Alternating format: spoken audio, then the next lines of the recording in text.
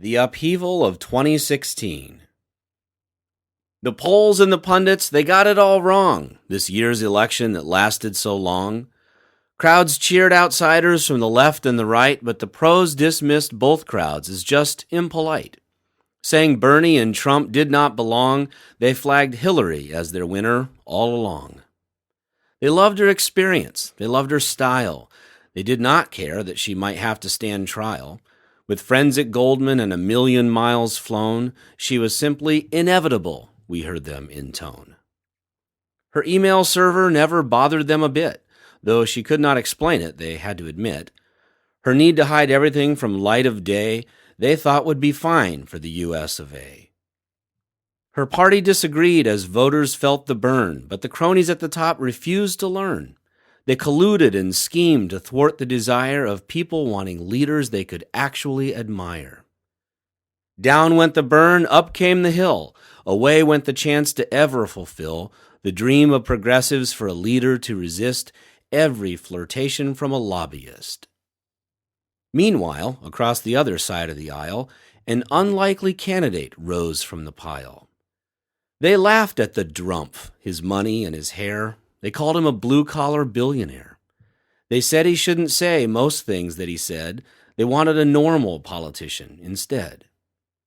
He ignored them to speak what people wanted to hear about immigration and jobs and the need to steer away from globalist open-border pitchmen to make America great for Americans again. They poked fun at the Donald's disdain for the facts, never grasping the way his message attracts voters tired of promises made but not kept by career politicians entirely inept. Smug in their fact-checking obsession of late, critics missed Trump's message in every debate. Of Washington's mistakes, the one that was worst was forgetting to care for Americans first. When media fail and political parties look alike, the people are left with no choice but to strike. This year of the outsider brought 2 to the stump, but Democrats killed Bernie, leaving only Trump. Hillary dragged a list of mistakes to retry, attracting the attention of the FBI.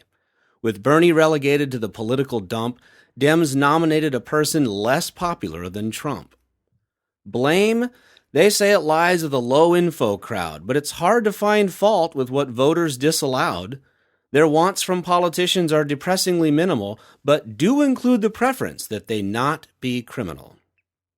This basic sniff test smelled bad on the left, leaving the presidential ballot bereft of a person the progressives could rally around to prevent the orange menace from claiming the crown. The only outsider candidate on voting day was an outcast the media dismissed with no way. With his Twitter account and a straight-shooting style, Trump surged to the front in the campaign's last mile. When the nation looks back on this race for the ages, they'll call it a year when voters blew off the sages. The experts said Trump was a racist and evil, but the unpolled masses backed his upheaval. No puppets on strings for us, they said, as the big money donors looked on with dread. No pay-to-play foundations, no meaningless choice. We're mad as hell and we want a new voice. With Princeton odds for Hillary pegged at 99%, defiant American voters made Donald Trump their president.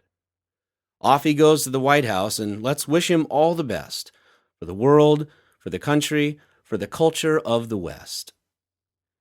To the pundits and the pollsters who did such awful jobs, to the arrogant academics, to the tone-deaf political snobs, put down your cocktail glasses, leave your ivory steeple. Take a walk down Main Street and meet American people. Listen to the things they say. Find what their lives are missing. Come to see their point of view and stop your incessant hissing. This republic of ours is not your toy. It's not a game to play. There's a history to honor, a future to build, and debts we must repay. Reflect on your duty to honestly report a skill that's been forsaken. Perhaps next time, when it's all on the line, you won't be so mistaken.